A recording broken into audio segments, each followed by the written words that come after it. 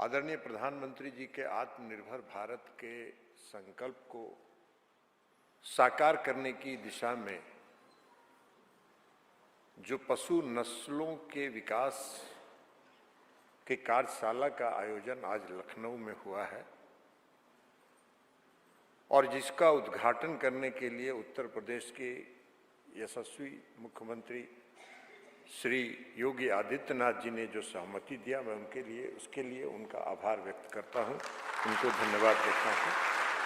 और यह दर्शाता है कि आपकी रुचि इस क्षेत्र के साथ है और आप इस क्षेत्र में पहले से भी लगे रहे हैं। वैसे मुझको अनुभव है इनके साथ लंबे समय तक लोकसभा के सदस्य के रूप में रहने पर भी मैंने इनको देखा है कि कई मामलों में कितनी उग्रता के साथ जो चाहत है और जो इनके अंदर जो संकल्प है उसको पूरी उग्रता के साथ लोकसभा में भी जब हम लोग विपक्ष में थे तो उस समय ये सरकार के सामने उठाते रहते थे। तो ये आपका संकल्प है। अब यूपी उत्तर प्रदेश एक ऐसा प्रदेश है जहां अभी उत्तर प्रदेश के माननीय मुख्यमंत्री जी ने बहुत विस्तार से उन्होंने बताया, अपनी सारी उपलब्धियों को बताया, अपनी सारी बातों को उन्होंने रखा। लेकिन उत्तर प्रदेश एक ऐसा राज्य है जिसने दूध क्रांति एवं पशु समृद्धि में अग्रणी भूमिका निभाई है और यह अन्य राज्यों के लिए भी प्रेरणादायक बनने का काम उत्तर प्रदेश ने किया है और प्रेरणा बनेगा। आदरणीय प्रधानमंत्री जी का जो लक्ष्य है, अभी आपने देखा कि हमारे विभाग की सचिव श्रीमती अलका उपाध्याय जी ने जो प्रस्तुतिकरण रखा उसमें उन्होंने बताया कि हम आज दूध के उत्पादन में विश्व में प्रथम स्थान पर है। हमारी दूध की उपलब्धता, प्रति व्यक्ति दूध की उपलब्धता में भी हम आज विश्व में अग्रणी हैं, लेकिन हमारी उत्पादकता में कमी है और उसी को ध्यान में रख के पशु नस्लों के विकास का आज कार्यशाला यहां हुआ है और कई कार्यक्रम चल रहे हैं। लेकिन जो दूध के उत्पादन में हमारे देश में जो उल्लेखनीय प्रगति हुई, इसका श्रेय इस देश के आदरणीय प्रधानमंत्री नरेंद्र मोदी जी को जाता है।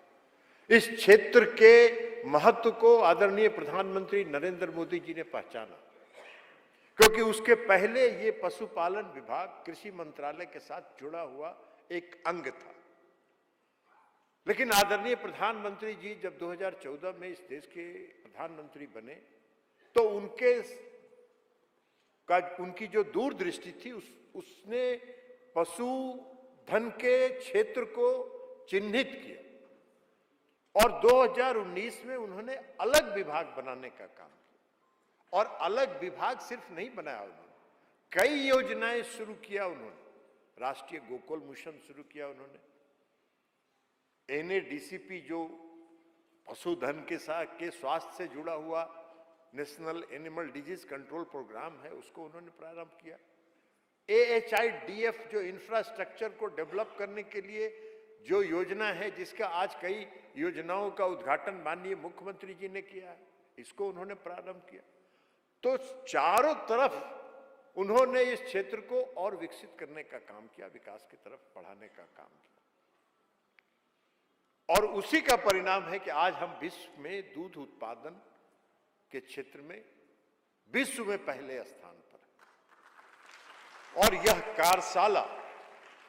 कार्यशाला जो आज आयोजित हुआ है, जिसका आदरणीय मुख्यमंत्री जी आप जिसका उद्घाटन कर रहे हैं, इस कार्यशाला में जो पशुपालन क्षेत्र में वैज्ञानिक साइंटिफिक ढंग से लाभकारी और फार्मर सेंटर्ड, किसान केंद्रित बनाने की दिशा में हम लोग गहन चिंतन करें।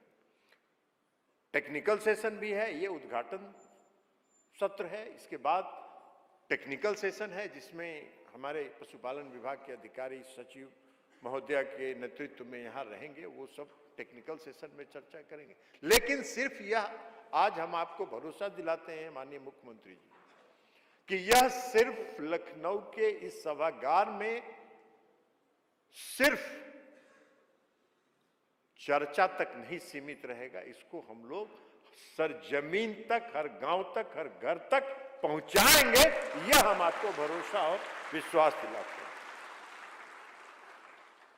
उत्तर प्रदेश के माननीय मुख्यमंत्री जी यहाँ हैं, आपके नेतृत्व में उत्तर प्रदेश में जो काम हुआ है उसकी भी चर्चा यहाँ करना आवश्यक है। उत्तर प्रदेश में आपके कुशल नेतृत्व में जो नीतिगत सुधार हुआ है, नवाचार के क्षेत्र में जो सुधार हुआ है, उसका मिसाल है और वह मिसाल आने वाले समय में अन्य राज्यों के लिए भी प्रेरणा का स्रोत बनेगा। उत्तर प्रदेश में पशु आरोग्य, नस्ल सुधार, दूध संग्रहण, प्रसंस्करण आदि के क्षेत्रों में जो आपने विशेष अभिरुचि लेके जो काम किया है वो आज एक उत्तर प्रदेश के इतिहास में एक मील का पत्थर है और उसको आगे और बढ़ाने की जरूरत है। अब आप सबको मालूम है कि पशुपालन एक ऐसा क्षेत्र है जिस क्षेत्र के साथ लगभग इस देश की 10 करोड़ की आबादी जुड़ी हुई है। खेत तो हर आदमी के पास, हर व्यक्ति के पास नहीं है। खेत का बंटवारा जो हुआ वो किसी के पास बहुत खेत है, कोई भूमिहीन है जो मजदूरी करके अपना जीवन यापन करता है, जो गरीब है। 75% पशुधन के साथ जो जुड़े लोग हैं वो या तो छोटे किसान हैं, या मजदूर हैं, या भूमिहीन लोग, और वो अपने रोजगार के लिए काम धंधा मजदूरी का काम करते हैं। लेकिन इस पशुधन के साथ जुड़ी आबादी में 75% महिलाओं की आबादी है जो पशुधन के साथ जुड़ी हुई है। तो आज ये बहन लोग यहां झांसी की हैं। मैं गया था झांसी, मैं झांसी इनके यहां गया था। ये सारी जो सहयोग समिति है वो उसमें सिर्फ महिलाएं उसके साथ, हमारी बहनें उसके साथ जुड़ी हुई और बहुत अच्छा काम किया इन्होंने। हम वहां गए थे, 4 घंटा रहे थे और हमने देखा था और इनका उत्साह भी हमने देखा था। तो ये उत्साह के साथ वहां काम चला रहे हैं। जो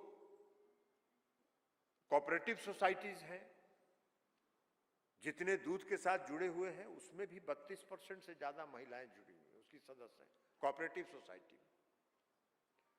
लेकिन अभी जो चर्चा हुई कि दूध का उत्पादन इतना बढ़ा, हम विश्व में पहले स्थान पर पहुंच गए, लेकिन उत्पादकता में अभी भी हम पीछे हैं। और उत्पादकता में अगर हम पीछे हैं तो उसी उत्पादकता को बढ़ाने के लिए ये नस्लों के विकास के कार्यक्रम का आज कार्यशाला है।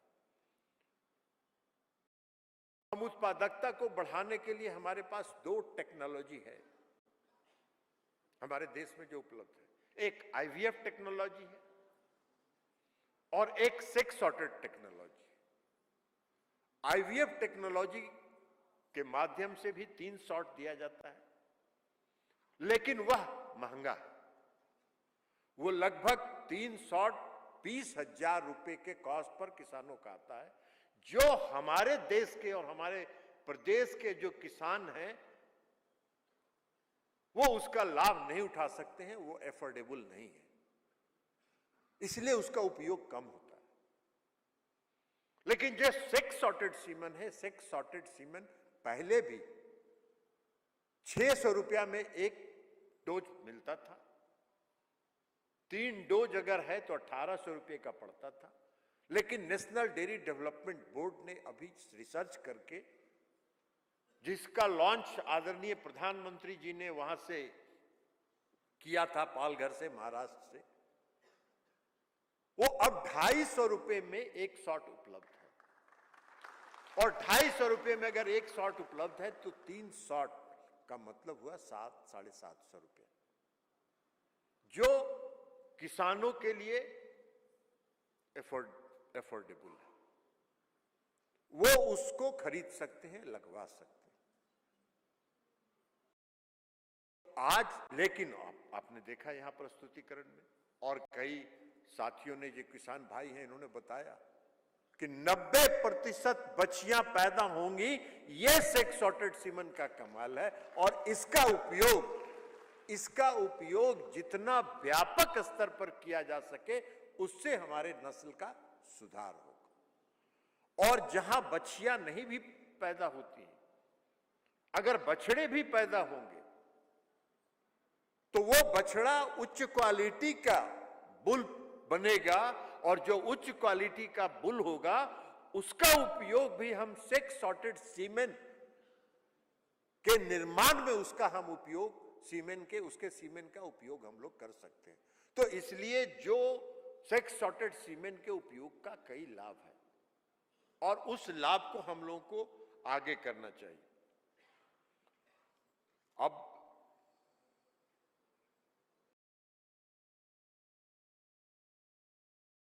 मैंने बताया, अब इसके अलावा आईवीएफ टेक्नोलॉजी और सेक्स सॉर्टेड, इसके अलावा एक और समस्या हम लोग के पास साथ है हमारे देश में, वो है एफएमडी। हम विश्व में दूध उत्पादन में 1 नंबर पर जरूर है, लेकिन आज हम जो डेयरी सेक्टर से जितना हम एक्सपोर्ट कर सकते हैं, और जो आदरणीय प्रधानमंत्री नरेंद्र मोदी जी का जो सपना है भारत, विकसित भारत बनाने का, आत्मनिर्भर भारत बनाने का, उसके एक्सपोर्ट में हम जितना कंट्रीब्यूट कर सकते हैं, विश्व में प्रथम स्थान पर रहने के बावजूद वो हम नहीं कर पा रहे। और वो हम नहीं कर पा रहे हैं इसलिए हम नहीं कर पा रहे हैं कि हमारे देश में जो पशुधन है, उसमें FMD, foot and mouth disease, ज्यादा है। और जो यूरोपीय देश हैं, वो एफएमडी के कारण हमारे दूध के उत्पाद को, डेयरी के उत्पाद को वो नहीं लेना चाहते। हम लोग लगे हैं, हम लोग लगातार प्रयास कर रहे हैं इस बात के लिए। हम लोगों ने चिन्हित किया है 9 राज्य को इस देश का, जहां आउटब्रेक्स पिछले कई वर्षों में घटा है एफएमडी का, उनको चिन्हित करके हम उन राज्यों को एफएमडी फ्री करने के लिए प्रयास कर रहे हैं। उत्तर प्रदेश एक बड़ा राज्य है। हमने अभी वहां बैठे बैठे माननीय मुख्यमंत्री जी से हमने आग्रह किया। माननीय मुख्यमंत्री जी ने बताया कि यहाँ वैक्सीनेशन में कई तरह की समस्याएं थी, हम यहाँ से लौट के जाएंगे, उस पर हम चर्चा करेंगे। और हम ये आपको मुख्यमंत्री जी आश्वस्त करते हैं कि उत्तर प्रदेश में एफएमडी का 1 दिन के लिए भी वैक्सीनेशन की कमी नहीं होने दी जाएगी, ये हम आपको भरोसा दिलाते हैं। और वैक्सीनेशन अगर प्रॉपरली होगा, उसके 5 वर्ष का है ना, 5 इयर्स तक 6 महीने का गैप पर एक वैक्सीन दिया जाना है। और उसी के लिए आज जो प्रशिक्षण केंद्रों का उद्घाटन हुआ जो गोरखपुर में, और जो मैत्री हमारे प्रशिक्षित हो रहे हैं, उनके माध्यम से हम वैक्सीनेशन का काम करवाते हैं। उनको वैक्सीनेशन का हम पैसा देते हैं, हम वैक्सीन मुफ्त देते हैं, उनको किट देते हैं, और ग्रामीण रोजगार उससे पैदा होता है। तो इसलिए ये सारा काम होगा। लेकिन 5 वर्षों तक अगर लगातार मॉनिटरिंग किया जाए और साल में 2 वैक्सीन अगर दिया जाए, तो एफएमडी मुक्त हो सकता है। और एफएमडी मुक्त जिस दिन हो जाएगा, उत्तर प्रदेश एक ऐसा इतना बड़ा राज्य है कि जहां के दूध उत्पाद को हम लोग पूरे यूरोप के मार्केट में पहुंचा देने का काम करेंगे, ये हम आपको भरोसा दिलाते हैं। आपने सुना है कई मैत्रियों प्रशिक्षण केंद्र का, कितने प्रशिक्षण केंद्र हैं जो हमारे इंस्टीट्यूट्स हैं, वहां से प्रशिक्षित किए जाते हैं। उनके प्रशिक्षण के दौरान उनके सारे रहने की व्यवस्था, खाने की व्यवस्था, सारी व्यवस्था की जाती है। जब वो प्रशिक्षित हो जाते हैं, तो जो आर्टिफिशियल इंसेमिनेशन का जो किट है, वो उनको उपलब्ध कराया जाता है। और वह उस किट को लेके हर दरवाजे तक, किसानों के दरवाजे तक जाके आर्टिफिशियल इंसेमिनेशन करते हैं और उसका लाभ क्या होता है ये आपने अभी किसानों के द्वारा ही सुना। अभी आपने सुना कई गिर के जो बनारस में है, गिर का उत्पादन कितना बड़ा है, गिर गाय का नेशनल डेयरी डेवलपमेंट बोर्ड गिर योजना वहां चला रही है बनारस में, और उसके कारण वहां गिर गायों की संख्या लगातार बढ़ रही है। और उसके अलावा हमने कल मंत्री जी को भी कहा है, धर्मपाल जी को भी, हमने जो यहाँ पशुपालन विभाग के प्रधान सचिव हैं उनको भी कहा है कि एक बार जाके आप लोग वाराणसी दूध संग्रह केंद्र जो है, वाराणसी का जो दूध संघ है उसको जाके देखें। मैं वहां गया था और मैंने देखा है जिस दूध संघ को में प्रतिदिन 14,000 से 15,000 लीटर दूध प्रतिदिन का संग्रह होता था, आज प्रतिदिन लगभग 2 लाख लीटर दूध का संग्रहण वहां हो रहा है, दूध का वहां सप्लाई हो रहा है। और सिर्फ दूध का नहीं हो रहा, हमने वहां जाकर वहां जो कोऑपरेटिव सोसाइटी है अलग अलग, उनके सेक्रेटरीज के साथ बैठ के 3 घंटा उनकी बात हमने सुनी। और कई कोऑपरेटिव सोसाइटीज के सेक्रेटरीज ने मुझको बताया कि पहले मेरे गांव में, हमारे गांव में 10 गायें थी, हम 50 लीटर दूध का संग्रहण करके यहां पहुंचाते थे, आज हम 5,000 लीटर दूध अपने गांव से यहां पहुंचा रहे हैं। ये हमने उपलब्धि हासिल की है। और वहां मैंने जाके देखा बायोगैस प्लांट का, अभी एक बहन बता रही थी कि बायोगैस के प्लांट से क्या लाभ हुआ है उनको, उनके घर में जो खाना बनाने का ईंधन है वो उस बायोगैस के प्लांट से ले रहे हैं। मैंने बनारस के जो दुग्ध संघ है उसको मैं जाके देखा, उसने एक बड़ा बायोगैस प्लांट लगाया और जितने किसान अगल बगल के कोऑपरेटिव सोसाइटी के, गांव के और पंचायत के और ब्लॉक के लोग उस दूध संघ के साथ जुड़े हैं, सबका दूध ही संग्रहण नहीं होता है बल्कि उस गांव के का जो गोबर है उस गोबर को भी कलेक्ट करके वो लोग ट्रैक्टर से वहां पहुंचाते हैं बनारस दूध संघ में, और उसका भुगतान भी उन लोगों को वहां का दूध संघ करता है। तो अब सिर्फ दूध से ही नहीं, गोबर से भी उनकी आमदनी हो रही है और एनडीडीबी उस गोबर से अपने बायोगैस प्लांट को चलाता।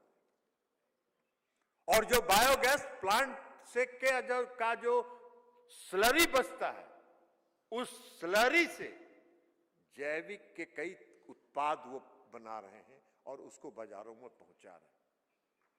तो जैविक खेती को भी बढ़ावा मिल रहा है उससे। तो ये सारा काम हो सकता है, लेकिन ये काम इसलिए हुआ कि वहां पर एनडीडीबी ने मेहनत करके उसको संगठित क्षेत्र में वहां के किसानों को लाने का काम किया।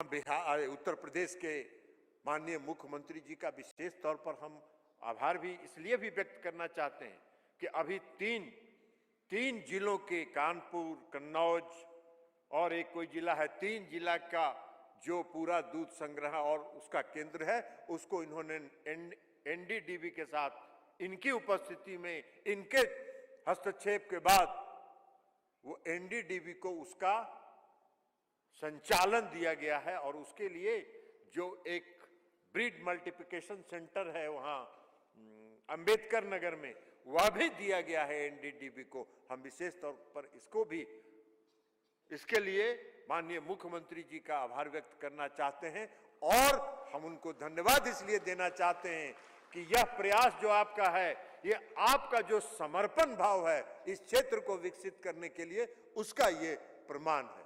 तो इसलिए हम ये सारी बात कहेंगे, लेकिन आज जरूरत है इस बात की, आज आवश्यकता इस बात की है कि केंद्र सरकार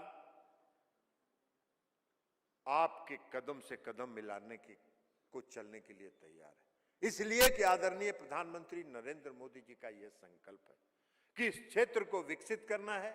अगर हमको आत्मनिर्भर भारत बनना है, हमको अगर विकसित भारत बनाना है, तो इस क्षेत्र, देश के हर क्षेत्र को विकसित करना होगा, हर क्षेत्र को आत्मनिर्भर बनाना होगा और उस आत्मनिर्भर बनाने की दिशा में उत्तर प्रदेश सरकार काम कर रही है।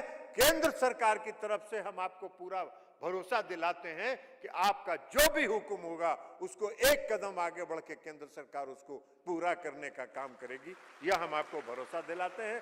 और तब हम देश की अर्थव्यवस्था में योगदान कर सकेंगे, देश की अर्थव्यवस्था में हम जोड़ सकेंगे। आदरणीय प्रधानमंत्री जी के आत्मनिर्भर भारत, विकसित भारत बनाने का जो उनका सपना है उसको साकार कर सकेंगे। तो इसलिए नस्ल सुधार के इस कार्यक्रम में आपका पुनः मुख्यमंत्री जी, आपका हम पुनः अभिनंदन करते हुए अपनी बात समाप्त करते हैं। बहुत बहुत धन्यवाद।